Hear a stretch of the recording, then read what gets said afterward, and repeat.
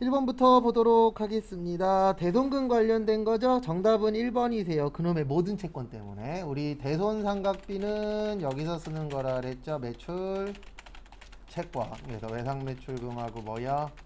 받으러. 그래서 얘는 판매비와 관리. 그 다음에 기타의 대손상각비는 매출 채권이 아닐 때 대여금하고 뭐야? 미수금, 영업, 외비. 그래서 정답은 1번. 그 다음에 저희가 쓰는 게 매출채권 잔액기준법이에요. 그래서 우리 맨날 보면 뭐 이렇게 시험 문제 나오잖아요. 뭐 외상매출금 잔액의 1%. 네, 그게 이제 매출채권 잔액으로 해서 계산하는 방법입니다. 그래서 2번 맞고요. 그 다음에 전기에 대손 나오면 뭐라 그랬었어요? 대손 충당금이라 그랬었죠. 그래서 3번도 맞고, 그 다음에 대손 충당금하고 먼저 상계한다 맞습니다. 그래서 정답은 1번 모든 때문에. 그 다음에 2번 유형자산에 대한 설명으로 틀린 것은 유형자산은 재화나 용역 등의 생산 및 관리 활동에 사용하기 위한 비화폐성 자산. 맞아요. 왜냐면 수치화되어 있는 건 아니잖아요. 대부분 물건으로 갖고 있는 거지. 화폐성 자산은 저거 얘기하는 거예요. 돈, 수표라던가 통장, 이런 건 이제 화폐성 자산이 되는 겁니다. 그 다음에 2번 우리 요거 분계 몇 번 한 적 있었는데, 국공채 매입할 때 매입가액과 현재 가치와의 차액은 부대 비용으로 본다 그랬잖아요. 그래서 우리 매입 시에 부대 비용은 뭘로 처리했었죠? 원가 처리. 그래서 2번도 맞습니다. 정답은 3번이세요. 유형자산을 현물 출자 시 유형자산의 취득 원가는 원칙적으로 발행한 주식의 시가가 아니고 뭐예요? 발행가예요. 뭐라고요? 발행가. 그래서 정답은 3번입니다.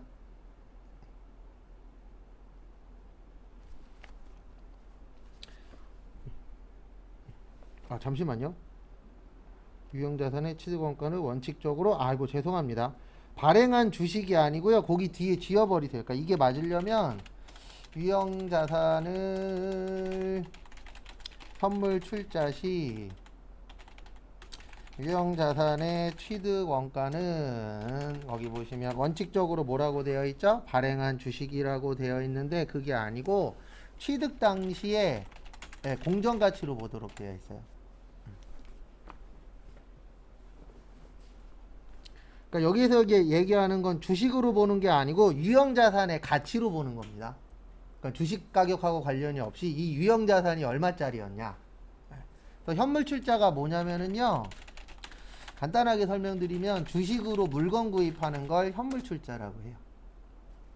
그러니까 원래 우리가 물건 살 때 돈 주고 사잖아요. 근데 이거는 주식으로 물건 사는 거예요.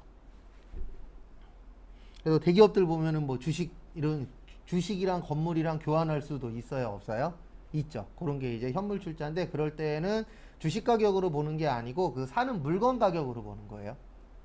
그래서 정답은 3번인데 배운 적은 없습니다. 4번은 요거 좀 알고 계세요.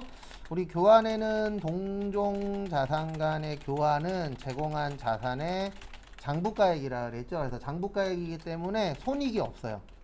이익 났냐 손해 났냐가 없어요. 그냥 100만 원짜리 줬으면 100만 원짜리 받았다. 이렇게 보는 거예요. 왜냐하면 장부가라는 건 내가 가지고 있던 금액이잖아요. 그래서 손익이 없고, 그 다음에 이종 자산 간의 교환은 제공한 자산의 공정가액이라 그러는데 요거는 손익이 발생해요. 그러니까 이게 무슨 뜻이냐면 내가 100만 원짜리를 줬는데 150짜리를 받을 수도 있다라고 보는 게 이종이에요. 근데 동종은 100만 원짜리 줬으면 얼마짜리 받았다? 100만 원짜리 받았다. 그래서 이익이나 손실이 없다. 이렇게 보는 겁니다. 그래서 정답은 3번인데 2번은 좀 어렵게 나온 거예요.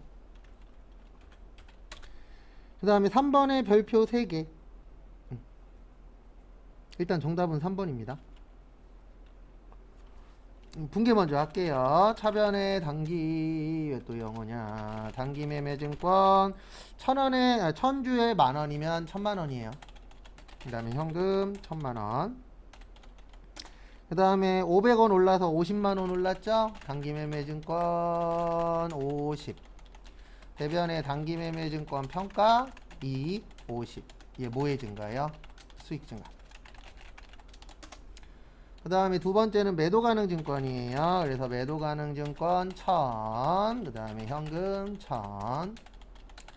그 다음에 매도 가능 증권 50, 그 다음에 매도 가능 증권 무슨 이익이요? 평가이익 50. 얘는 자본 증가예요. 그래서 정답은 3번이에요. 왜냐면 단기 손익이라 그랬잖아요. 단기 손익이라고 나오면 수익에서 못 뺀 거예요. 비용 뺀 거예요. 그럼 지금 수익은 하나밖에 없잖아요. 얼마밖에요? 50만 원. 그러니까 결론은 이거 물어본 이유가 뭐냐면 우리 매도 가능 증권 기타 포괄이었잖아요. 그걸 아느냐 모르느냐 그걸 물어본 문제라고 봐주시면 됩니다. 그 다음에 4번의 재고자산. 우리 재고자산은 무슨 목적이요? 판매 목적. 그래서 1번 할부 판매 상품의 경우 대금이 모두 회수되지 않더라도 상품의 판매 시점에서 판매자의 재고자산에서 제외해야 됩니다. 왜 그러냐면 일반 판매가 세 가지 있다 그랬어요. 현금, 외상, 할부는 무슨 기준이요? 인도 기준. 물건을 주면 끝인 거예요. 돈을 받았냐는 안 중요합니다. 왜냐면 일반적으로 물건 팔면 뭐 받을 것이다? 돈 받을 것이다. 그래서 1번 맞고요. 그 다음에 우리 매입 시에 부대 비용 합친다 그랬죠? 그래서 운임이나 하용료, 보험료 이런 것들 다 합칩니다. 그래서 2번도 맞고요. 그 다음에 선적지 인도 조건인 경우 우리 인도 조건에는 두 가지가 있어요. 첫 번째로 선적지 인도 기준이 있고 그 다음에 두 번째로 무슨 지가 있어요? 도착지 인도 기준. 그래서 선적지 인도 기준은 요건 선적 시에 누구게 되는 거예요? 매입자 거.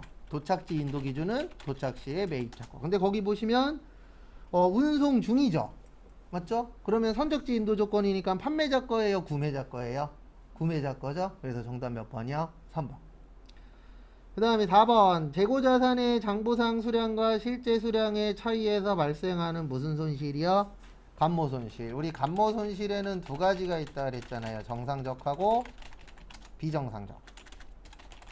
그래서 정상적일 때는 매출 원가에 가산하고 회계 처리는 하지 말자.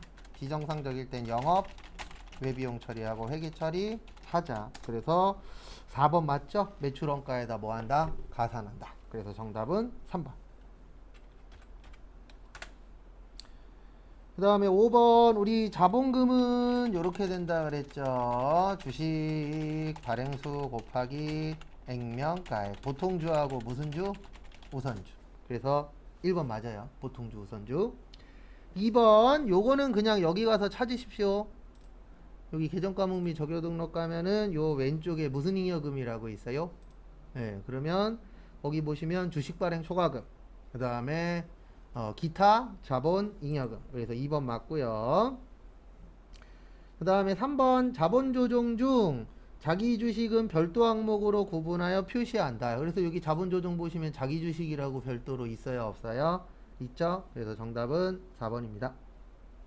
기타 포괄 손익 누계액이 아니고 이익잉여금이죠. 그래서 우리 이익잉여금에 두 가지 있었잖아요. 이익 준비금이랑 끝에가 무슨 금이요? 적립금. 그래서 이익 준비금은 현금 배당의 10분의 1, 자본금의 2분의 1까지. 그래서 정답은 4번. 그 다음에 6번 제조 원가. 그래서 간접 재료비, 그 다음에 공장장 급여, 본사화재 아니고 기계, 영업부 아니죠? 그 다음에 공장 임차료, 영업부 임차료는 아니죠. 그래서 이렇게 이제 더해 주시면 되지요. 그래서 25만원, 5만원, 8만 5천원, 7만 5천원, 12만원 하면 58만원 나옵니다. 그래서 몇 번이에요? 2번. 그 다음에 7번 이런 거 환영하죠. 정답 3번. 이런 거 나오면 좋죠. 우리 가장 정확한 건 뭐예요? 상호 배부법이 가장 뭐하다? 정확하다. 왜 가장 정확하냐면 다 나눠주잖아요. 그러면 당연히 가장 정확한데 계산은 뭐하다? 복잡하다. 그래서 정답은 3번입니다. 그 다음에 보시면은요 8번 실제 개별 원가 계산과 정상 개별 원가 계산. 그래서 1번 보시면 실제 개별 원가 계산과 정상 개별 원가 계산 모두 재료비와 노무비는 실제 발생액을 쓰는 겁니다. 그래서 직접비는 안 바뀌어요. 직접비는 어떤 배분을 하든 결과값은 어때요? 똑같아요. 그래서 거기에 있는 정상 개별 원가 계산이 요거라고 생각하시면 돼요. 예정. 그래서 우리 과대배부, 과소배부 하잖아요. 네, 그거 얘기하는 거예요. 그래서 직접은 똑같다. 그거 좀 봐두시고.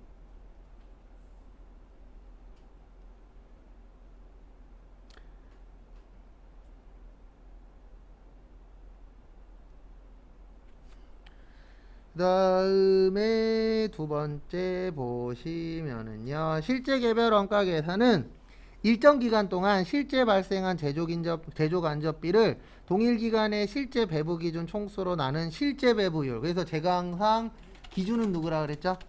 실제라 그랬죠? 그래서 2번도 맞습니다. 그 다음에 잠시만요. 뭐 이상하다. 3번하고 4번하고 똑같죠? 네. 이건 모두 정답 처리하세요. 그리고 여기 잠시만 봐주세요. 그래서 제가 그 저번에 전 선생님 이거 기출문제 보내놨죠. 네, 요럴 때는 여긴 아마 다를 거예요. 알바생이 하다가 잘못해서. 그래서 요거는 모두 정답 처리하세요. 그래서 지금 9번이 원래는 요거예요. 그래서 3번 맞아요. 정상개별 원가 계산은 개별 작업에 직접 부과할 수 없는 제조 간접비를 아까 제가 정상이 예정이라 그랬잖아요. 그래서 예정 배부하는 거 맞습니다. 그리고 거기 4번이 요거예요. 거기 4번이 요거 얘기하는 거예요.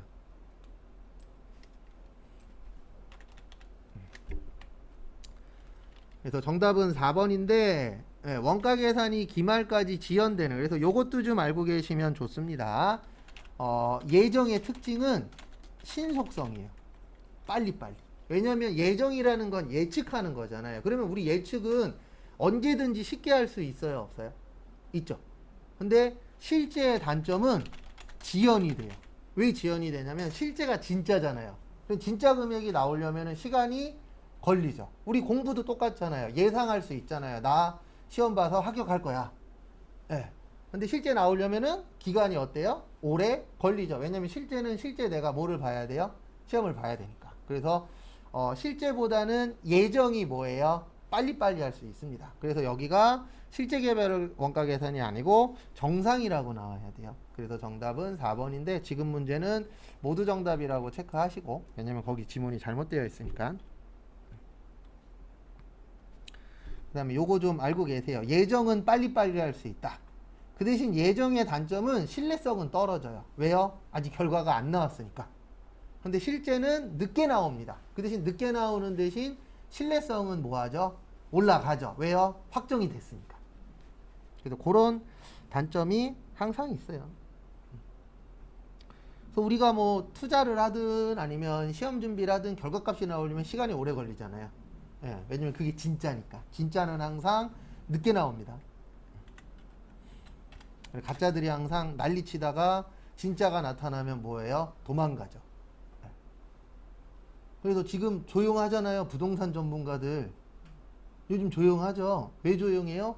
지금 아무도 예측 못해요. 오를지 떨어질지. 근데 이럴 때 미친 척하고 한쪽으로 찍는 거예요. 그래서 맞으면 대박 나는 거예요. 이번 대통령 선거 때도 무당들이 찍었어요. 이 사람이 될 것이다, 이 사람이 될 것이다 라고 찍은 무당들 되게 많아요. 거기에서 이번에 당선된 사람 찍은 사람 있잖아요. 대박 났어요. 왜요? 이 사람 잘 맞춰. 찍었는데 뭐 했어요? 맞았어. 그 대신 틀린 사람들은 이제 쪽박 차는 거죠. 왜요? 이 사람은 틀렸어. 무당이 왜 틀려? 이렇게 되는 거죠. 그러니까 원래 지금 이럴 때 한 방을 크게 가려면 한쪽으로 그냥 몰입을 하는 거예요. 그래서 내가 부동산으로 돈 벌고 싶어 그러면 둘 중에 하나로 가는 거예요. 네, 유튜브에서 돈 벌려면 한쪽으로 가면 돼요. 무조건 오릅니다, 여러분. 무조건 사십시오. 근데 진짜 올랐어. 그럼 이제 그 사람 대박 나는 거죠. 근데 지금 대부분 다 쫄아 있어요. 왜요? 아무도 예측 못해요. 지금 현 정권 아직 시작도 안 했잖아요. 근데 시작할 때 어떻게 할런지는 아무도 모르죠. 그래서 원래 뭐 아니면 도가 터지면 대박 나는 거예요. 그래서 비트코인으로 돈 번 사람들이 왜 돈 벌었냐면 다 욕했어요. 이게 돈이 돼? 그랬잖아요.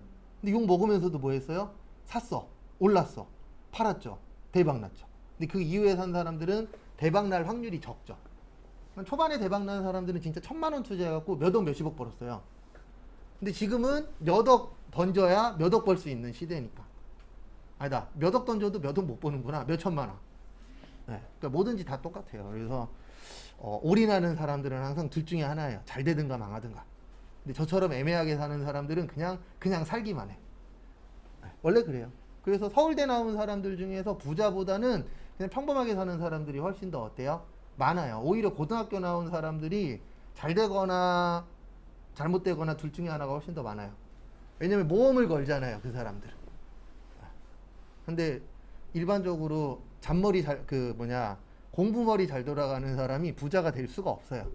왜냐면 먼저 돌려보거든요, 시뮬레이션을. 근데 잔머리 좋은 사람들은 거기까진 못 가요. 그냥 에이씨 안 되면 마는 거야. 확 던져버려. 됐어. 그냥 대박 나는 거고. 안 됐어. 그럼 뭐 하는 거예요? 쪽박 차는 거고. 국가가 나한테 해준 게 뭐가 있냐? 이렇게 되는 거죠. 그 다음에 그래서 8번의 정답은 4번인데 모두 정답으로 하시고, 그리고 요거 가끔씩 나와요. 예정은 빨리빨리, 실제는 느리지만 정확하다. 그 대신 예정은 빨리빨리 할 수 있지만 어때요? 부정확하다. 왜냐면 맞을 수도 있고 틀릴 수도 있고. 그 다음에 9번 저기에다 밑줄 치세요. 수량 나오면 이분 기억하셔야 돼요. 우리 예전에 외운 거 T자.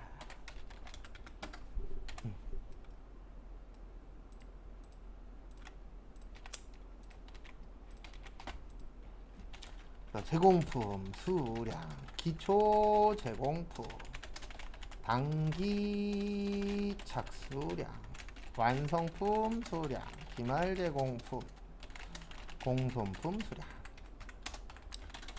그래서 기초 200, 착수 900, 기말 150, 완성 800.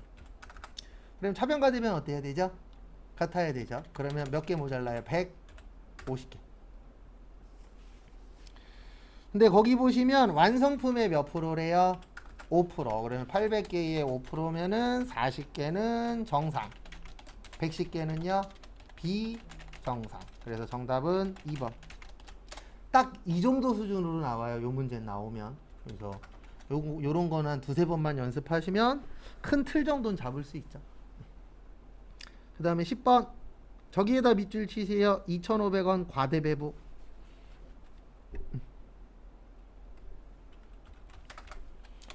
과대의 뜻은 큰 건데 누구보다 크다고요? 실제보다 큰 거예요. 항상 기준은 누구요? 실제. 그 다음에 거기 보시면 재료비는 필요 없어요. 왜냐면 지금 이거는 제조 간접비 문제입니다. 그래서 우리 제조 간접비는 이렇게 구하죠. 간접 재료비 더하기 간접 노무비 더하기 간접 경비.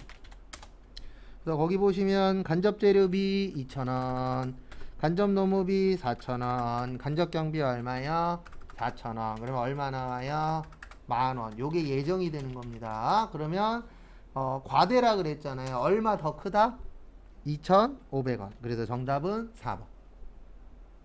그러니까 여기에서는 이걸 구할 줄만 알면 어렵지 않아요. 왜냐면 다행히도 7,500원이 없잖아요.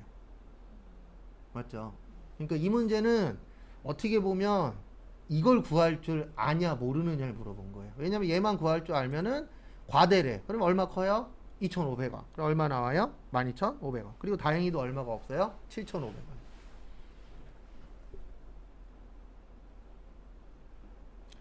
그래서 참고하십시오. 그 다음에 11번 재화의 공급식이. 이거 은근 잘 냅니다. 공급식이 시험에. 1번 재화의 이동이 필요하지 않은 경우. 정답은 1번이에요. 그래서 재화의 이동이 필요 없을 때는 재화가 이용 가능한 때. 왜냐면 거기 보시면 이동할 수 없다는 얘기는 뭐예요? 고정되어 있다는 얘기잖아요. 맞죠? 움직일 수 있다 없다? 없다. 그러면 내가 그거를 사용 뭐 할 때요? 가능한 때라고 보시면 되죠. 그래서 내가 만약에 파티룸을 빌렸어. 파티룸을 들고 갈 수는 없잖아요. 맞죠? 그럼 내가 파티룸을 뭐 할 수 있을 때요? 사용 가능한 때. 그래서 정답은 1번. 근데 이거는 지문에 나온 적이 거의 없기 때문에 헷갈리는 게 맞습니다.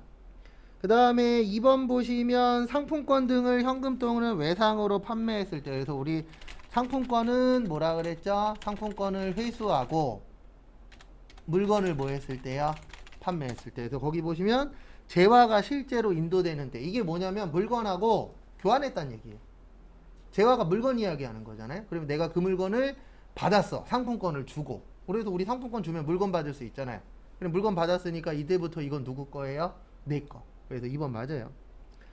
그 다음에 3번 사업자가 자기의 과세 사업과 관련하여 증여했으면 증여하는 때고요. 그 옆에다 요것도 하나만 적어주세요. 폐업. 폐업 나오면 폐업하는 때.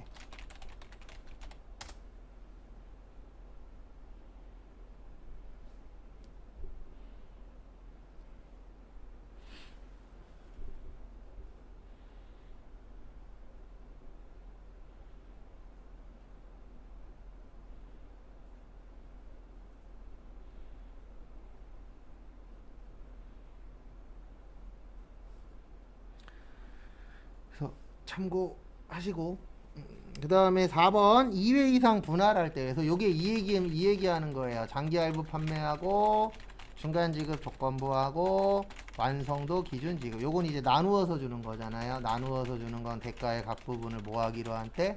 받기로 한 때. 그래서 정답은 1번인데 요건 그렇게 잘 나오는 문제는 아니세요. 12번 틀리시면 안 됩니다. 왜 안 되는지는 아시죠? 네. 무슨적 기재사항이요? 필요적. 그래서 우리 필요적 기재사항에는 공급하는 자의 등록번호랑 상호 및 성명, 공급받는 자의 등록번호, 작성, 연월일, 공급가액과 세. 그래서 정답은 4번 품목은 없죠. 요런 거 안 틀리는 것도 중요해요. 13번 수출 나왔습니다. 그래서 우리 수출은 무슨 일 기준이요? 선적일. 그 다음에 선적일보다 환가일이 빠르면 환가일. 그 다음에 기준 환율하고 재정 환율. 그래서 거기 또 보시면 구룡은 5만 달러 하셨대요. 그 다음에 몇 월 며칠 날 선적하셨대요? 11월 20일에 선적하기로 했습니다. 그러면 11월 20날 무슨 환율이요? 기준 환율. 얼마요? 1,000원. 그래서 얼마 나와요? 5,000. 정답 몇 번이요? 1번. 근데 이거 종종 다 해놓고 틀리시는 분들도 있어요. 어떻게 틀리냐면 이렇게 쉬울 리가 없어. 이상해. 그래서 5,000이라고 구해놓고선 고민하다가 엉뚱한 거 찍는 분들 실제 있어요. 시험장 가면 그냥 누구를 무조건 믿으세요? 날 믿어야지 누굴 믿겠어요, 시험장 가서. 그래서 진짜 그렇게 해서 붙어야 되는데 떨어지시는 분들도 실제로 있어요. 그러니까 어떻게 보면 그것도 하나의 심리전이에요. 그래서 뭐 심리전이 뭐 딴 거 있어요? 이거 맞는데 이게 아닌 듯이 생각이 드는 거. 그 다음에 14번 기본공제에다 밑줄 치세요. 이 기본공제가 이거 이야기하는 거예요. 나이하고 뭐요? 소득. 그래서 그 나이 소득에 해당이 되냐 안 되냐. 그래서 보시면 종합소득이 있는 거주자에 대해서는 기본공제 대상자인데 이거 지나가듯이 한 번밖에 설명 안 드렸습니다. 기본공제 대상자는요 한 명당 기본공제는 150만 원이에요. 그래서 100만 원이 아니고 얼마예요? 150. 그래서 우리가 뭐 20세 이하니 60세 이상이니 넣어주잖아요. 거기에 해당 부가 아니면은 1인당 150만 원씩 빼줘요. 그래서 제가 예전에 그런 얘기 했었잖아요. 자녀가 많으면 아니면 가족이 많으면 세금 어떻게 낸다? 덜 낸다. 근데 덜 내는 이유 중에 하나가 뭐냐면은 기본공제 인원수 곱하기 150만 원이에요. 그래서 혼자 살면은 150만 원만 빼는 거고 가족이 3명이야. 그리고 다 해당 사항이 돼. 나이도 적고 아니면 돈을 안 벌고 쉬고 있어. 그러면 곱하기 3이 되는 거예요. 근데 우리 가족 10명이야. 그리고 곱하기 몇이에요? 10. 이렇게 될 수도 있어요? 없어요? 있어요. 그래서 왜 그렇게 되어 있냐면 저번에도 설명드렸지만 소득세를 만들 때는 이렇게 만든 거예요. 가족이 많으면 돈을 뭐 할 것이다? 많이 쓸 것이다. 네. 그래서 인세라고 하는 거예요. 소득세를. 왜냐하면 인원수가 많으면은 세금을 덜 낼 수도 있다, 없다? 있다. 근데 계속 이거에 대해서 요즘에는 코로나 때문에 들 나왔는데 이제 제 장담하는데 내년 되면은 또 나올 거예요. 뭐가 나오냐면 왜 혼자 사는데 세금 많이 내야 돼? 네. 그러면 거꾸로 얘기하면 되죠. 그러면 왜 많이 사는데 돈 많이 내야 돼? 가족이 많으면 왜 돈 많이 써야 돼? 네. 항상 반대로 물어보면 할 말이 없어요. 근데 그거 하나만 봤을 때는 그 말도 틀린 말은 아닙니다. 혼자 산다고 세금 많이 낼 일은 없죠. 근데 세금 적게 내는 방법 하나 있어요. 버는 대로 거의 다 쓰시면 돼요. 돈 모으면 안 돼요. 세법상으로는 원래 그렇게 되어 있어요. 세법도 그렇고 경기도 그렇고 경제가 돌아가려면 돈 벌면 뭐 하셔야 돼요? 돈 써야 돼요. 그래야 돈이 이렇게 돌고 돌고 도는 거잖아요. 근데 지금의 돈이 돌고 돌고 안 돌아요? 돈은 벌어.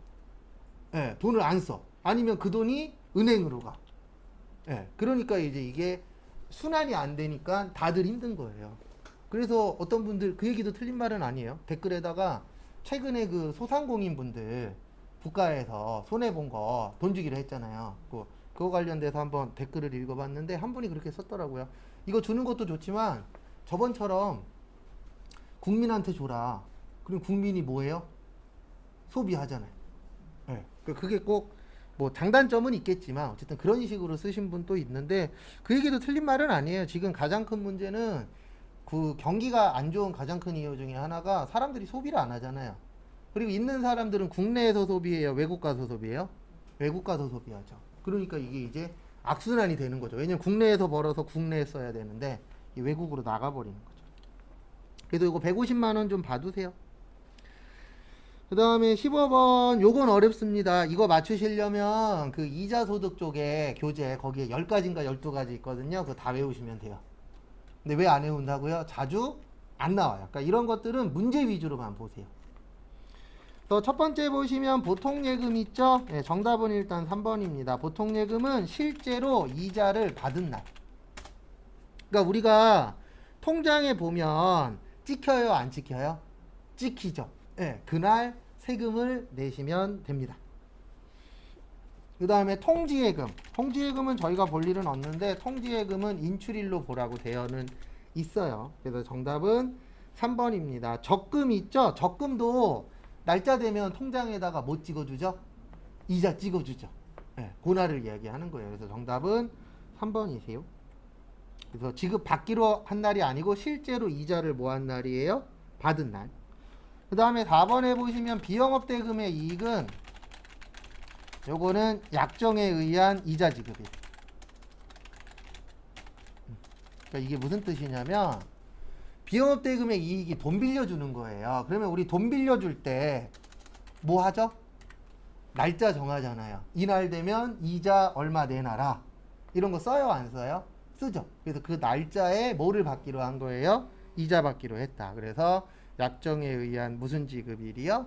이자 지급. 근데 이건 어려워요. 이런 거는 그냥 문제 위주로 보세요. 그리고 14번은 좀 외워두세요. 1인당 얼마요?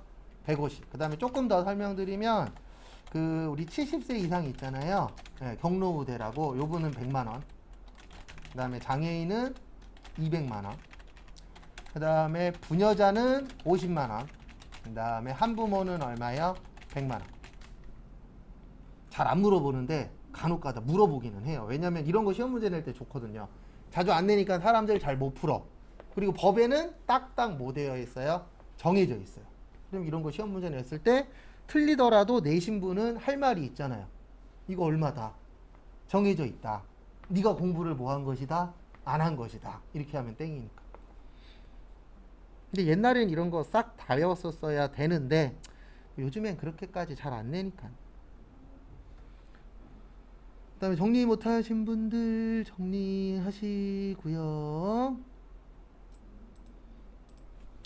그 다음에 실무시험 문제 1번 일반 점표. 4월 20일 오랜만에 나왔네요. 저기에다 밑줄 치세요. 단기 투자 목적의 매입 수수료.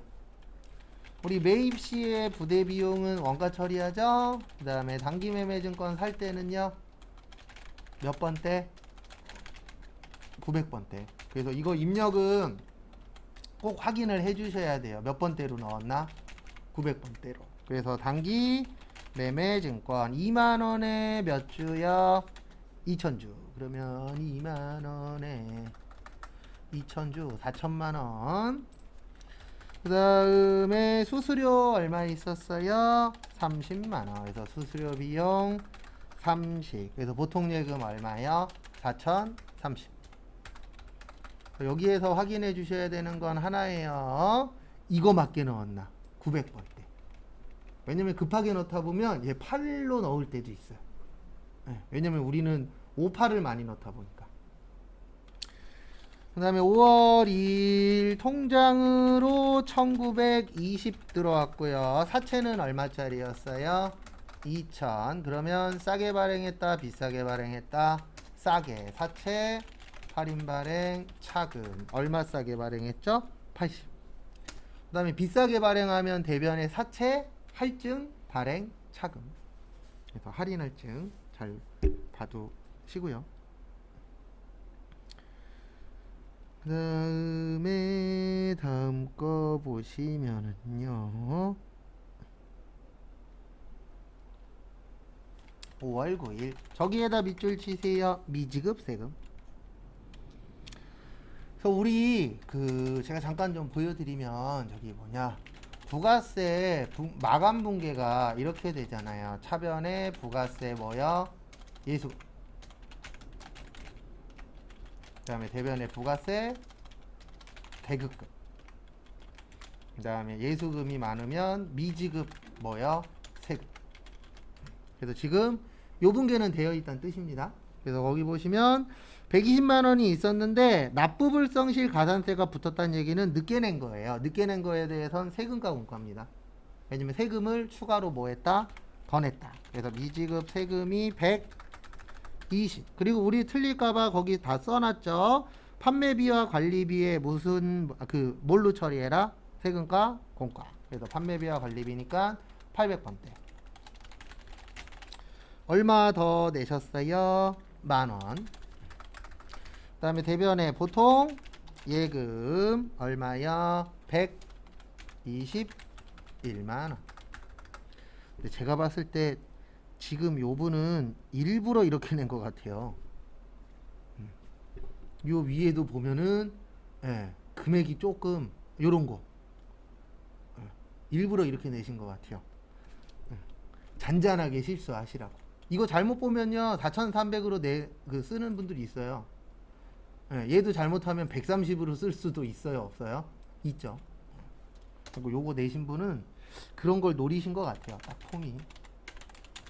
착한 토스트에서 공장 식당들이 먹었어요. 500번대 복리 소생비 얼마치 드셨는지 안 나와 있죠? 다음 페이지에 있나? 네, 있네요. 얼마치 드셨어요? 2만원. 그 다음에 얼마치 뭘로 했죠? 신용카드. 그래서 매입에 매입이 아니고 미지 급금 얼마요? 2만원. 그 다음에 거기 보시면 무슨 카드라고요? 네, 거기 보시면은 현대카드. 그래서 현대카드. 그 다음에 간혹 가다가 이런 거 물어보시는 분들이 있어요. 뭐 물어보시냐면 얘는 왜 매입 매출 전표에 안 넣냐고. 얘를 매입 매출 전표에 안 넣는 이유는 거기 앞장 가로에 써 있어요. 간이과세자라고. 뭐라고 쓰여 계세요? 간이과세자. 그래서 아시는 분들은 아시겠지만 간이과세자는 뭐만 발행할 수 있다? 영수증. 영수증은 매입 매출 전표에 못 넣어요. 건별 아닌 이상은. 왜냐면 건별은 무증빙이라 그랬잖아요. 근데 살 때는 무증빙 있다 없다? 없다. 매입의 건별은 없습니다. 그 다음에 8월 21일 외화 은근 잘 냅니다. 그래서 이렇게 먼저 계산하시는 것도 방법이에요. 4만 달러 곱하기 1150원.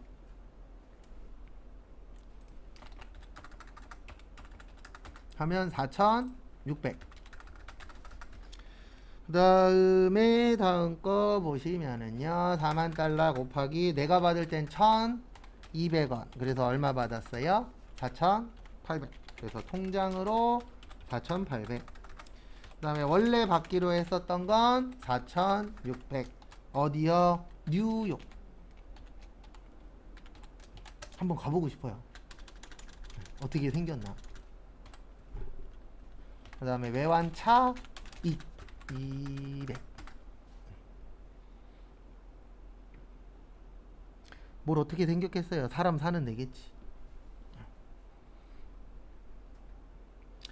그 다음에 문제 2번 매입 매출 전표 보도록 하겠습니다.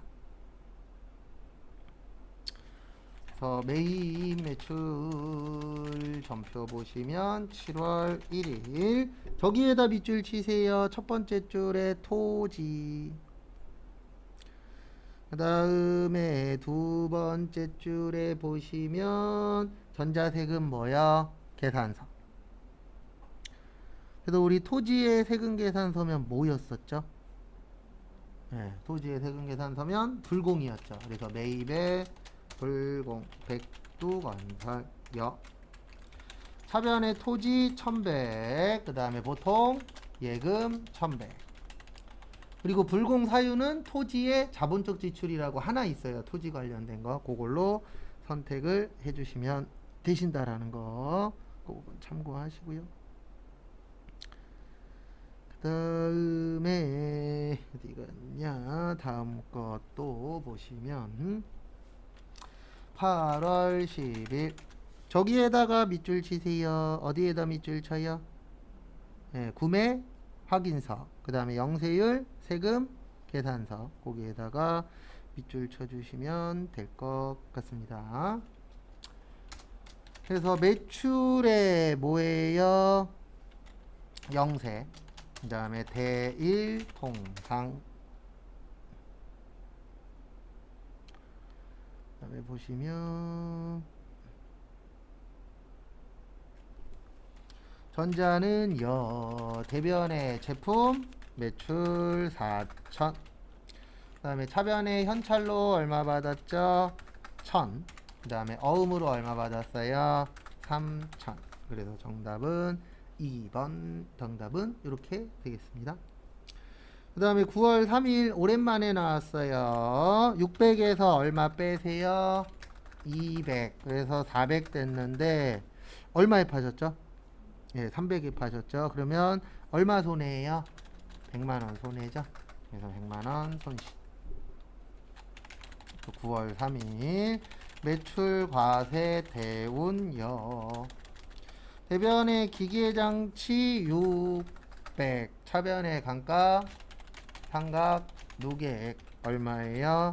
200 못 받았다 미수금 330 세금 얼마야? 30 그 다음에 차변의 유형자산 처분 손실 얼마요? 100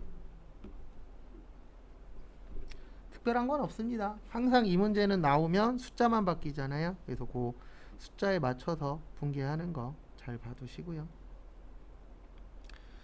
그 다음에 9월 9일은 저기에다가 밑줄 좀 쳐주세요. 어디에다 밑줄 치시냐면은 매입 그래서 매입했으니까 뭐 하신 거죠? 사신 거죠. 네. 샀으니까 매입에 뭐예요? 과세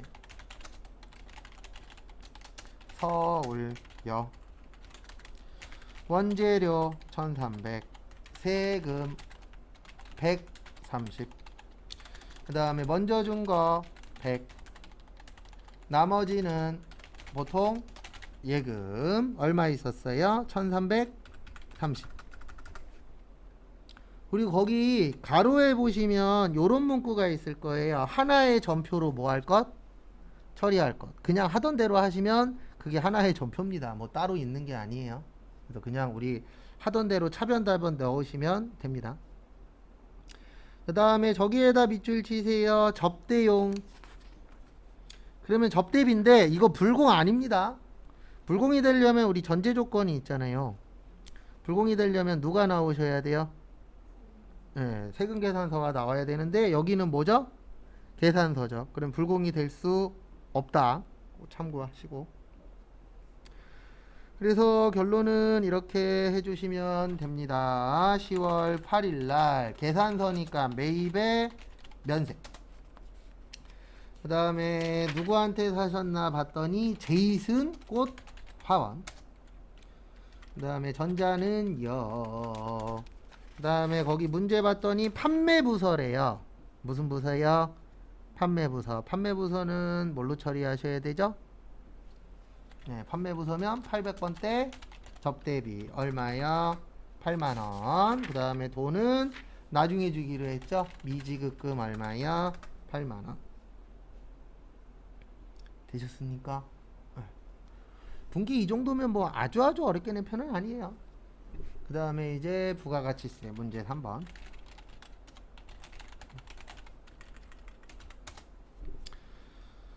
그래서 거기 3번을 또 보도록 하겠습니다. 그래서 3번 보시면은요. 첫 번째, 저기에다 밑줄 좀 쳐주세요. 사과와 복숭아를 가공하여 통조림을 모아는 회사예요. 제조하는 무슨 기업? 중소기업. 그럼 몇 분의 몇? 104분의 4. 그래서 여기로 들어와 주시기 바랍니다. 저번 주에 우리 잠깐 연습했었던 거죠. 요거 의제 매입세액. 그래서 의제 매입세액 나오면 기억하셔야 되는 게 일단 기본적으로 살 때는 면세에 꼭 뭐만 된다고요? 원재료. 그 다음에 만들어서 팔 때는 과세. 그래서 지금 이게 원재료잖아요. 왜냐면 거기 지금 보시면 뭐라고 되어 있죠? 사과하고 뭐 만드는 회사? 복숭아, 통조림. 그러면 사과하고 복숭아가 뭐가 되는 거예요? 그 원재료가 되는 거죠. 그래서 여기 보시면 의제 매입세액에 몇 월에서 몇 월이세요? 4월에서 6월. 그 다음에 F2 한솔 청과 2022년 5월 31일 계산서 물품명은 사과 1000개 1000만원에 몇 분의 몇이요? 104분의 4. 그 다음에 두 번째 두솔 청과. 그래서 거기 보시면 두솔이 2022년 6월 며칠이요? 10일. 그 다음에 신용카드의 복숭아. 그 다음에 500개에 500만원 104분의 4. 그리고 만약에 이 문제가 저게 나올 수도 있어요. 뭐가 나올 수도 있냐면 저분 농어민이 나올 수도 있어요. 그럼 농어민 돼요? 안 돼요? 농어민 돼요. 무슨 업이기 때문에? 제조. 그래서 그런 것도 같이 좀 기억하고 계세요. 그 다음에 거기 밑에 보세요. 꼭 요 문제가 나오면 이게 나옵니다. 제1기 예정신고시 과세표준 얼마요? 1500. 그 다음에 확정시 과세표준 얼마요? 2000. 그래서 요런 문구들이 꼭 나와요. 그래서 1500이 얼마라고 넣어주시면 되세요? 2000이라고 거기에다가 넣어주시면 됩니다. 그래서 여기에다가 1500에 얼마요? 2000. 그 다음에 거기 보시면 예정신고시 의제매입세액 얼마 있었대요? 18만원. 그래서 여기에다 넣으시면 돼요. 예정신고분에다가 거기에다 얼마요? 18만원. 끝. 되셨죠? 그래서 요거 밑에 넣는 게 옛날 문제에는 없어요. 그거 참고하시기 바랍니다. 그 다음에 또 다음 거 보도록 하겠습니다. 그래서 다음 거 보시면 그리고 나갈 때는 항상 뭐 누르시라고요? 예. 아니요 누르면은 또 이제 또 골치 아파지는 겁니다. 다시 넣어야 돼요. 그 다음에 부가가치세 신고서. 부가세 신고서 가셔서 거기 지금 지문에 보시면 몇 기 확정이요? 2기 확정. 그래서 10월에서 12월. 제 개인적인 생각은 이거 나쁘지 않아요. 그냥 빈 거 넣는 거 있죠. 제가 봤을 땐 이게 속 편해요. 오히려 복잡한 거보다는 요게 속은 편하더라고요. 일단 매출 자료부터 보도록 하겠습니다. 그래서 매출의 과세, 매출의 카과, 매출의 영세, 매출의 수출, 대손은 마이너스 얼마야? 200. 그래서 마이너스 넣을지 마이너스 안 나올지 그거 꼭 숙지하시고요. 그 다음에 다음 거 보시면 입력은 이렇게 하시면 됩니다. 1번에다가 2억에 2천, 3번에다가 6천에 600, 그 다음에 5번에다가 5천, 6번에다가 1억 2천, 그 다음에 8번에다가 마이너스 얼마야? 200. 그래서 이렇게 처리를 해주시면 되시고요. 그 다음에 또 다음 거 보시면은요, 이제 매출 자료 끝났으니까 매입 자료. 그래서 매입 재료 보시면 원재료 매입과세의 뭐야? 일반. 그 다음에 두 번째 법인카드로 산 거 매입 카과의 일반. 그 다음에 거래처 접대용 매입 불공의 일반. 그 다음에 매입 과세의 일반의 무슨 신고 누락이요? 예정 신고 누락. 그리고 저기까지 볼게요. 부가가치세 신고는 뭘로 하셨대요? 홈택스에서 무슨 신고 하셨죠? 전자신고. 그러면 전자신고 세액공제 얼마라고요? 10,000원. 요거까지 기억을 해주셔야 맞추실 수 있습니다. 그래서 참고하시고요. 그래서 이렇게 넣으시면 되세요. 여기 매입 자료 가셔서 10번에다가 일단 1억 5천에 1,500. 그 다음에 카드는 여기에요. 몇 번이요? 41번. 그래서 41번 가서 800에 80. 그리고 요게 키포인트입니다. 불공은 몇 번이요? 2번입니다. 몇 번이요? 2번. 그래서 이런 부분 조심하시고요. 그래서 결론은 이렇게 넣으시면 됩니다. 여기에다 한번 들어가야 돼요. 왜냐면 불공이어도 일단 일반이잖아요. 그래서 1억 5천에다가 770 더하면 되죠. 그래서 1억 5천 770 1577만원.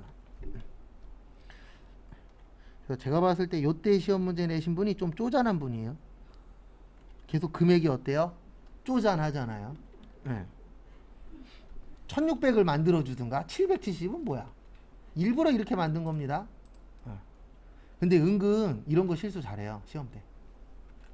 그 다음에 여기 얼마예요? 770에 77만원. 이거 잘못 보면요 또 얼마 넣어요? 700이 70 넣어요. 예. 이게 제가 봤을 때 이거 내신 분 쪼잔한 분이라니까요. 진짜. 예. 아니 그렇게 하라고 준 문제예요. 왜냐면 770 주면 습관적으로 거기 뒤에 거 안 보고 700이 70 써요. 일부러 이렇게 낸 거예요. 그러니까 그분은 이제 심리전 건 거예요. 너네들은 770 주면 700에 70으로 뭐 할 거야? 나눌 거야. 그 다음에 예정신고 누락은 여기입니다. 900에 얼마요? 90.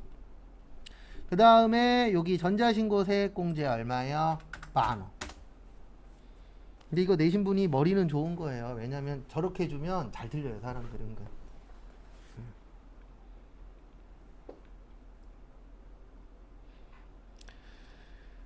그 다음에 또 다음 거 보도록 하겠습니다. 결산.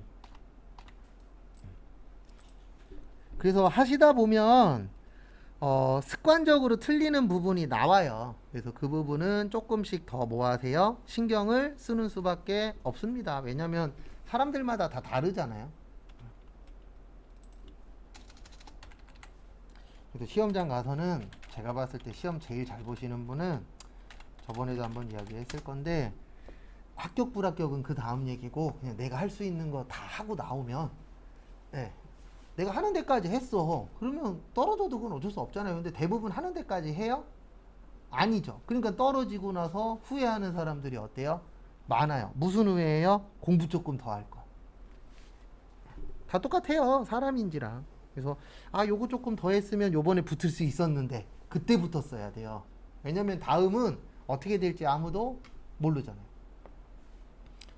그래서 저도 영업할 때 한번 들었었던 얘기인데 이제 영업이 성공은 했어요. 근데 위에서 가로채기 해갖고 내 걸로 되진 않았지만 내가 수당을 받은 건 아니지만 그 얘기가 틀린 말은 아니에요. 지금 생각해보면 그 당시에는 되게 싫었었던 말인데 네가 기존에 열심히 했었으니까 요번에 조금 덜 했어도 계약이 체결된 거야. 그런 얘기를 많이 해요. 영업하시는 분들이. 왜냐면 결론은 뭐냐면 그냥 최선을 뭐해라 다해라 항상. 근데 영업은 웃긴 게 뭐냐면은요, 오늘 내가 진짜 열심히 했어. 맥 빠질 정도로 내가 봤을 때 너무너무 열심히 했는데 아무것도 안 됐어. 근데 다음날 설렁설렁 했거든요. 설렁설렁 했는데 계약이 됐어. 이러면 진 빠져요. 그래 머릿속에서 무슨 생각이 드냐면 왜 열심히 하지? 설렁설렁해도 계약이 되네? 진짜 이렇게 돼요. 근데 영업 오래 하신 분들은 이런 얘기를 많이 하세요. 그게 앞에서 열심히 했기 때문에 뒤에 가서 설렁설렁 했어도 그런 기회가 온 것이다. 이렇게 얘기를 많이 하시더라고요. 영업하시는 분들. 근데 뭐가 맞는지 모르겠어요. 어쨌든 저는 영업 중에서는 망한 사람 중에 한 명이라. 그 다음에 결산 1번 저기에다 밑줄 치세요. 부가가치세 대급금, 부가가치세 예수금, 그 다음에 무슨 신고요? 전자신고. 그래서 전자신고는 거기에도 나와 있지만 일반적으로 뭘로 처리하냐면 자비익으로 처리합니다. 뭘로 처리한다고요? 자비익. 그래서 그건 좀 봐두세요. 그래서 또 같이 한번 보도록 하겠습니다. 1번 부가세 예수금 2,000, 대변의 부가세 대급금 1,200. 그 다음에 전자신고는 뭐라고요? 잡이익이에요. 뭔 이익이요? 잡이익. 그래서 잡이익 얼마야? 10,000원. 그래서 차변과 대변 어때야 된다? 같아야 된다. 그래서 미지급 세금이죠? 네, 얼마냐면 799만원. 그리고 항상 이렇게 생각하세요. 어떻게 생각하냐면 솔직히 처음에 2분기 나왔을 때 우리 잘 못했잖아요. 근데 지금은 이제 좀 돼요, 안 돼요? 돼요. 그러니까 뭐든지 다 내가 하려고 마음 먹으면 뭐 원활하게까지는 아니어도 안 되던 게 조금씩 되는 게 보여요. 그러니까 사는 거지. 맨날 해도 안 돼. 그럼 진짜 하기 싫잖아요. 근데 뭐든지 다 하다 보면 조금씩은 뭐예요? 늘어요. 그래서 서당계 3년이면 풍어를 읊는다라고 하잖아요. 가능한지 모르겠지만. 그래도 확실히 그건 있더라고요. 저희 처갓집 가면 그 개 있는데 귀가 안 들려요, 잘.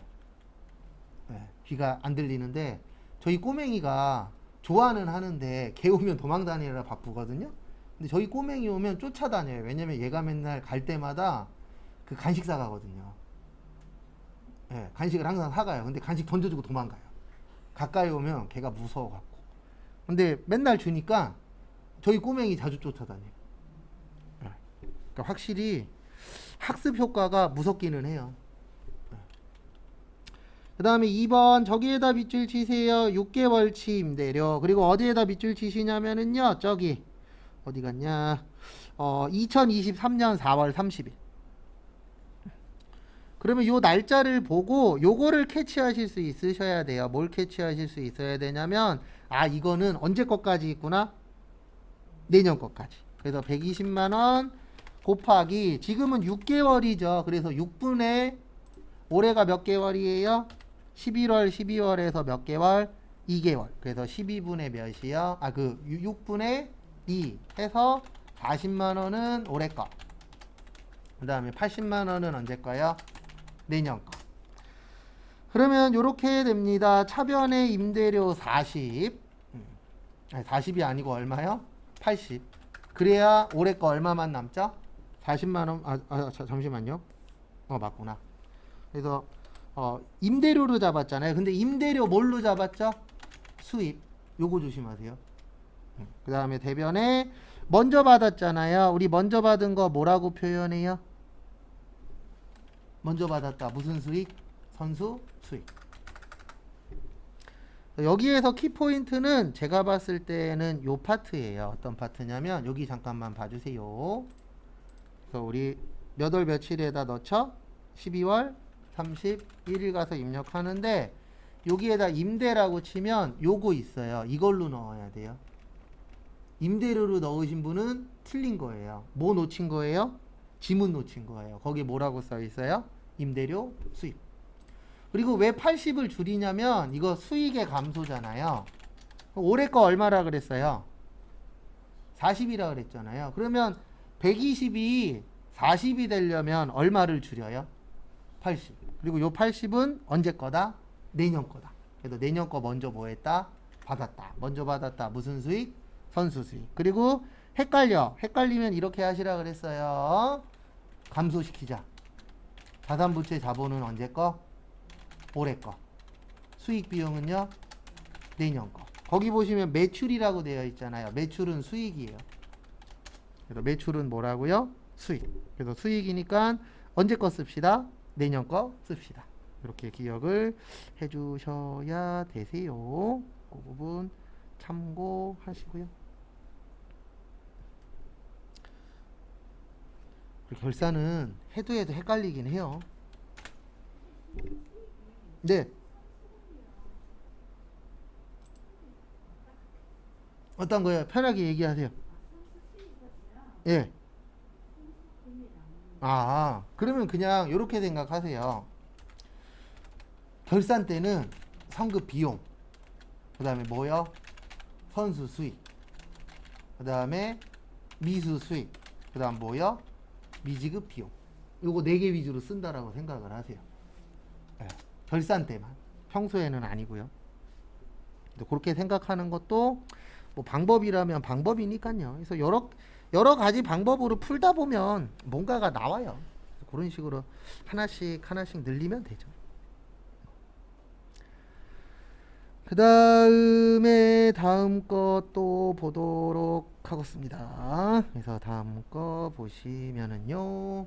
한번 아래에 제시된 자료를 토대로 당초에 할증 발행된 사채의 이자 비용에 대한 회계 처리를 하시오. 저기에다 밑줄 치세요. 할증.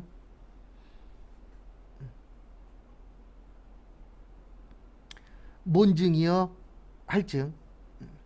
그래서 할증이면은 이렇게 처리를 해주시면 됩니다. 우리 할증의 뜻이 뭐냐면은요, 비싸게 발행한 거죠. 그러면 회사 입장으로서는 혜택 본 거잖아요. 그래서 이자가 줄어들어야 돼요. 그 다음에 할인은 싸게 발행한 거죠. 그러면 싸게 발행했으면 누가 손해를 봐야 되죠? 회사가 손해를 봐야 되잖아요. 구조상. 근데 그 손해를 누가 보는 거예요? 네, 회사가 보는 거예요. 근데 무슨 손해를 보냐면 이자를 더 주는 거예요. 그만큼 싸게 발행한 만큼 우리가 손해 봐야 되잖아요. 그 손해 보는 게 뭐를 더 주는 거다? 이자를. 왜냐면 원금 손해 보면 안 되잖아요. 회사 입장에선. 그 다음에 할증은 비싸게 발행한 겁니다. 그럼 비싸게 발행했으면 회사 입장에서는 좋은 점이 있어야 되잖아요. 그 좋은 점이 뭐냐면 이자를 뭐 하는 것이다? 덜 받는 것이다. 이렇게 되어 있으세요. 그래서 요걸 가지고 이제 또 문제를 보도록 하겠습니다. 이자 비용에 대한 회계 처리를 하라고 합니다. 그래서 이자 지급일이 언제예요? 12월 며칠? 31일. 뭘로 드렸죠? 거기 보시면 지문에 무슨 예금이요? 보통 예금. 그래서 보통 예금으로 얼마 준대요? 55만원. 요거는 거의 다 맞추셨을 거예요. 그 다음에 거기 보시면 사채 할증 발행 차금 얼마 있죠? 네, 21만 5,300원. 그리고 나머지가 뭐를 주는 거라고요? 이자. 그래서 무슨 비용? 이자 비용. 그래서 55만원 빼기 21만 5,300원 하면 334700. 요것만큼만 이자를 주는 거다. 그래서 우리가 이자를 지금 55만원을 줬지만 그 중에 실제 이자는 얼마란 얘기예요? 33만 4,700원이고 나머지는 비싸게 팔아서 우리가 뭐 본 거예요? 혜택 본 거예요. 근데 개념은 이건데 이거 어려워요. 여기에서 더 궁금하신 분들은 전 안 가르쳐 드릴 거예요. 왜냐면 이거 설명하다가 내가 내 명에 못 죽어서. 그래서 궁금하신 분들은 시험 끝나고 도서관이라는 곳을 한번 놀러 가셔서 중급회계라고 있어요. 그 중급 회계가 대부분 2권짜리로 되어 있거든요. 그래서 1에 있는지 2에 있는지 모르겠는데 그 책을 빌리세요. 그리고 사채 파트를 보세요. 예.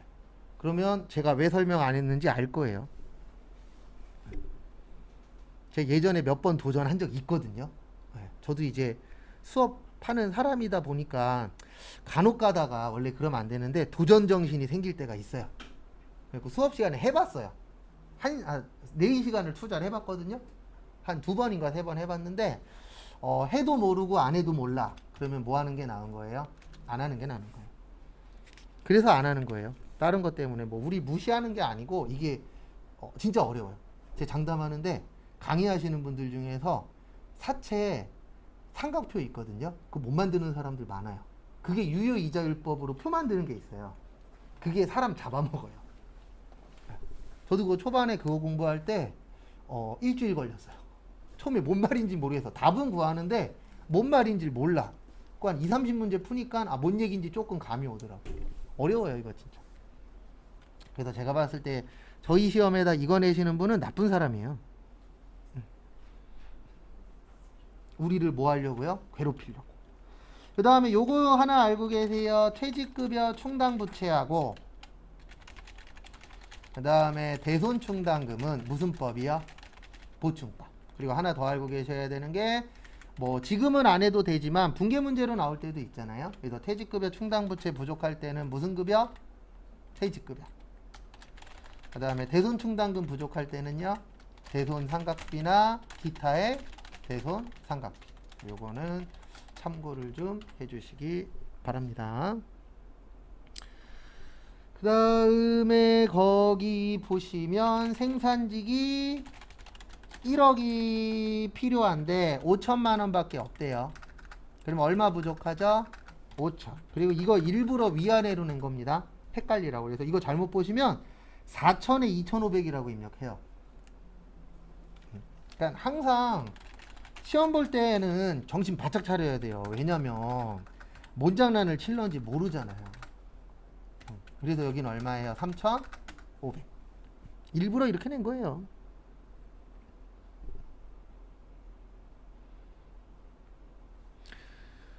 그래서 보시면은요, 자동이니까 여기 가서 하시면 될 것 같습니다.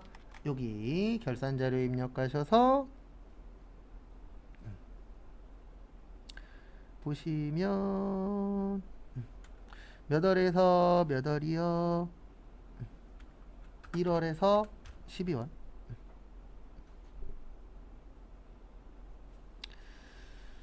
다음에 보시면은요, 거기 보시면 여기 퇴직급여 전입액 가셔서 5천. 그 다음에 여기 가셔서 얼마요? 3,500. 그 다음에 몇 프로예요? 대손 3%죠? 그래서 여기 가셔서 여기 몇 프로요? 3%. 3% 하시고 그 다음에 뭐하고 뭐만 하시래요? 외상매출금하고 미수금. 그 다음에 무슨 반영? 결산 반영. 그 다음에 전표 추가. 그 다음에 여기 가시면 도움을 받으실 수 있다라고 했습니다. 어디 가시면 되냐면은요, 여기 합잔 오세요.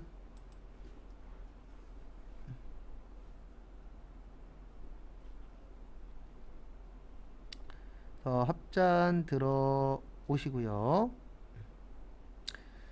그 다음에 12월 며칠이요? 31일. 그래서 외상매출금이랑 얘랑 몇 프로요? 3%. 미수금이랑 여기랑 몇 프로요? 3%. 맞으면 맞은 겁니다. 그래서 요거는 어느 정도 가능하죠.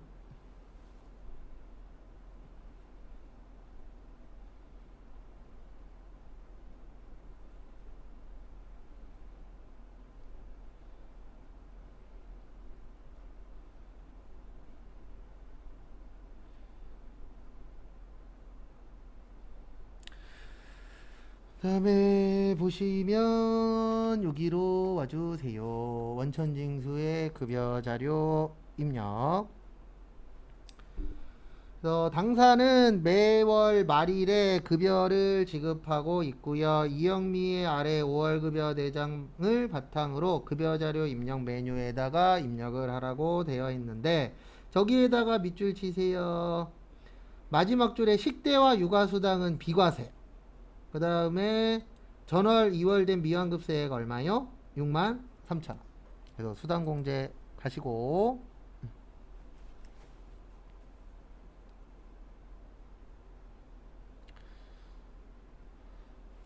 그 다음에 기본급 상여 그 다음에 직책 월차 그 다음에 식대 자가운전부 야간부 그 다음에 비과세에 무슨 수당이요?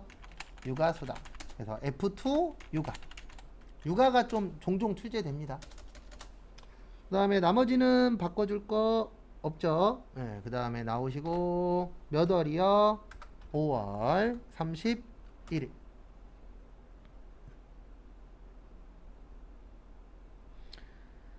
그 다음에 다음 것도 보시면 이영민님 기본급에 230, 상여에 20, 월차에 10, 식대도 10, 육아도 10. 그 다음에 연금이 112, 500, 건강이 80, 750, 장기가 8270, 고용이 28,000원, 소득세가 50190에 5010. 그 다음에 나가시고 어디로 가요? 이제 원천징수 이행상황 신고서. 그래서 신고서 오셔서 몇 월이요? 5월. 그 다음에 여기 가셔서 전월 미완급 얼마예요? 63,000원. 됐습니까? 네. 이제 너무 해갖고 이건 이제 할만하죠.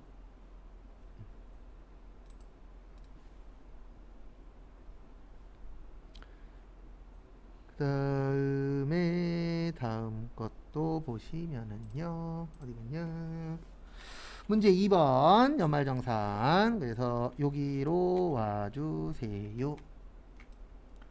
연말정산 추가자료 입력.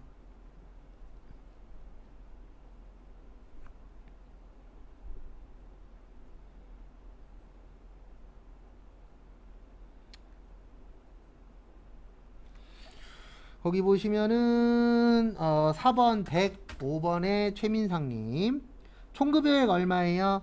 5천. 이거 왜 나오냐면은요 총급여액 나오는 이유는 크게 두 가지예요. 하나는 월세 7천이거든요. 근데 월세는 여기 밑에 써 있으니까 여기 7천만 원이라고 써 있잖아요. 그 다음에 저거 산후조리원도 7천이에요. 기준값이.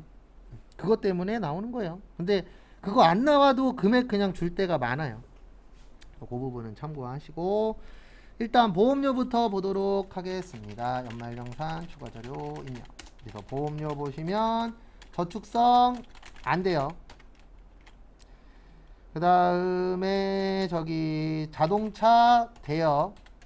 배우자 돼요. 자녀도 돼요. 맞죠? 그래서 보험료에다가 120이 아니지. 55에 72에 24 더하면 150 얼마야? 1만원. 근데 어차피 151만원 쳐도 100밖에 안 돼요. 왜냐면 100이 한도예요. 근데 우리는 한도는 신경 쓸 거 없다. 근데 이거는 좀 너무한 것 같아요. 100이면 한 달에 10만원도 안 되잖아요. 우리나라 보험 계산 해보면 평균적으로 10만원, 한 달에 10만원도 안 내는 집 몇 집 없을 건데. 근데 이만큼밖에 안 해주는 이유는 뭐냐면, 보험받아서 아파서 혜택 받는 사람들도 있어요, 없어요? 있죠. 그리고 금액 자체가 아주 높진 않아요. 그리고 여기 12만원이라고 뜨죠? 12% 해준다는 뜻이에요. 보험료. 그래서 무조건 그 연말정산 관련돼서 종종 물어보시는 분들 계세요. 연말정산을 가장 잘하시는 분들은 이렇게 하는 게 가장 잘하는 거예요. 보험 조금 들고 교육 조금 받고 조금 아프고 그 다음에 저기 뭐냐 월세 달고 그 다음에 저기 뭐지 병원도 자주 가고 그래서 고루고루 분포가 되어 계시면 연말정산할 때 가장 공제를 많이 받아요. 왜냐면 뭐든지 다 한도 금액이 있거든요. 예. 그리고 이렇게 쓰시는 분 있어요. 신용카드만 왕창 써. 예. 한쪽으로 몰려 있으면 공제 많이 못 받아요. 왜냐면 한도에 다 걸려버리니까. 그래서 가장 좋은 거는 보험도 일부 들고 의료비도 하고 교육비도 하고 기부도 하고 맞죠? 그래서 다양하게 드시면 조금 돈을 세금을 조금이라도 덜 낼 수는 있습니다. 그 다음에 의료비. 그래서 의료비 보시면 본인 보약 안 돼요. 왜냐면 건강증진이라. 그 다음에 모친 질병 되는데 조심하셔야 되는 게 모친 돈 벌죠. 거기 밑에 보시면 제일 밑에 임대소득 금액 얼마 계세요? 2,400. 근데 돈 벌어도 된다 그랬어요. 뭐만요? 의료비만. 그래서 의료비 할 때는 돈 버냐 안 버냐 이건 신경 쓰지 마시고 저것만 신경 쓰시면 돼요. 내용이 되는 거냐 안 되는 거냐 그거 위주로.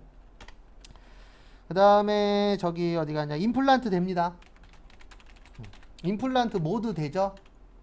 국가에서 지원해줘요 안 해줘요? 해주잖아요 일부. 그 얘기는 국가에서도 의료로 봐준다는 얘기예요. 왜냐면 건강보험에서 혜택 주는 거잖아요. 임플란트 됩니다. 근데 이제 넣으실 때 조심하셔야 되는 건 여기 여기에다 넣는 거 요거 항상 조심하시고. 그래서 F2 모친 어머님 그 다음에 건수는 아무 말도 없으면 국세청 한 건에 얼마예요? 220. 그 다음에 배우자 여기도 국세청장 한 건에 얼마요? 200. 끝. 그래도 보청기도 돼요. 일반적으로 보청기 병원 가서 진단 받아야 낄 수 있잖아요. 그래서 일반적인 보청기도 가능합니다. 근데 그런 건 안 돼요. 당연히 혼자 가갖고 보청기 끼고 이런 건 안 되고 당연히 병원에서 보청기 끼셔야 된다. 안경도 해주는 이유가 뭐예요? 안경 끼는 사람 많기도 하지만 이게 살아가는데 의료하고도 연관이 있어요? 없어요? 있죠. 그 다음에 교육비. 본인 대학원 돼요. 대학원은 누구만 가는? 본인만. 그래서 되고. 그 다음에 모친 노인대학 안 돼요. 왜냐면 노인대학 원래도 안 되지만 돈 벌어서 안 됩니다. 돈 벌면 뭐만 된다고요? 의료비만. 그 다음에 자녀 유치원 되죠? 그리고 제가 봤을 때 요 파트를 다 틀리진 않을 거예요. 틀리면 한두 개, 아니면 다 맞던가 둘 중에 하나가 될 거예요. 왜냐면 한두 개 빼놓고는 다 했던 거 계속 반복해서 나와요. 그래서 본인에다가 600, 그 다음에 유치원에 얼마요? 100. 그 다음에 기부금, 종교단체 되고요. 정치자금 안 돼요. 왜 안 되냐면 정치자금은 누구만? 본인만. 그래서 종교단체 되고 그 다음에 정치자금 안 돼요. 왜 안 되냐면 정치자금은 누구만 가능? 본인만 가능. 이거 왜 이렇게 만들어 놨냐면 많은 식구들이 받게 되면 그 국회의원들 욕먹을 거거든요. 왜냐면 기부금 중에서 그러니까 모든 공제 중에서 가장 좋은 게 얘예요. 10만원하고 따로 넣죠. 이거 왜 그렇게 만들어 놨냐면 10만원까지는 10만원 다 돌려받아요. 그럼 혜택이 제일 크거든요. 근데 이거를 가족 중에 여러 명이 할 수 있게 만들어 놓으면 분명히 이거 말라와요. 그나마 말이 적게 나오는 이유 중에 하나가 누구만 된다? 본인만. 그러면 10만원만 혜택 받을 수 있는 거잖아요. 그래서 그나마 얘기가 좀 덜 나오는 이유 중에 하나가 그렇게 금액으로 좀 잘라놔서 그래요. 그래서 저기 종교단체에다가 얼마만 넣으시면 돼요? 네, 300만. 네, 배우자는 안 된다. 그 다음에 다음 거 신용카드.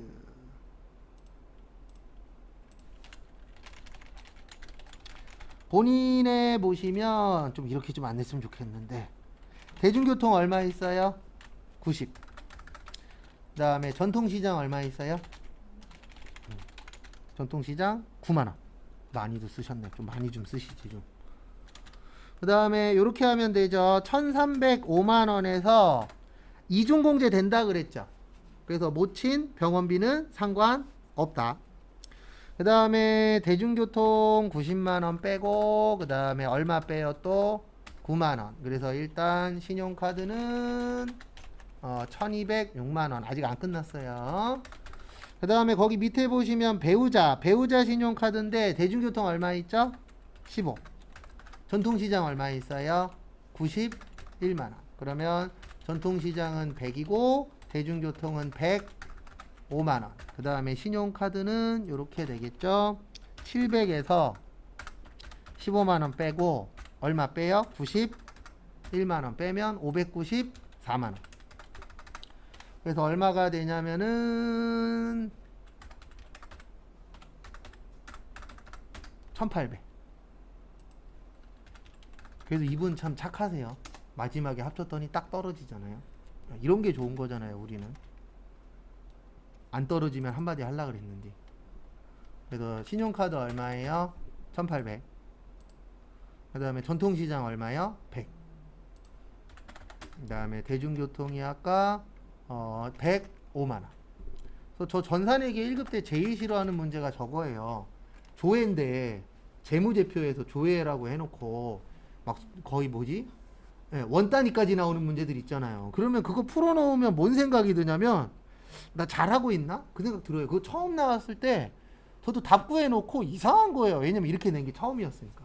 요즘엔 그나마 종종 내니까 원 단위까지 나올 수도 있어. 왜냐면 몇 번 본 적이 있으니까. 그러고 넘어가는데 처음 나왔을 때는 아마 사람들 많이 틀렸을걸요. 왜냐면 해놓고도 원 단위까지 간 적이 없는데 이렇게 돼버리니까. 정리하시고 잠깐 쉬었다가 5시 5분에 그 짜투리 푸는 거 있었죠? 네, 그거 좀 풀어보도록 하겠습니다.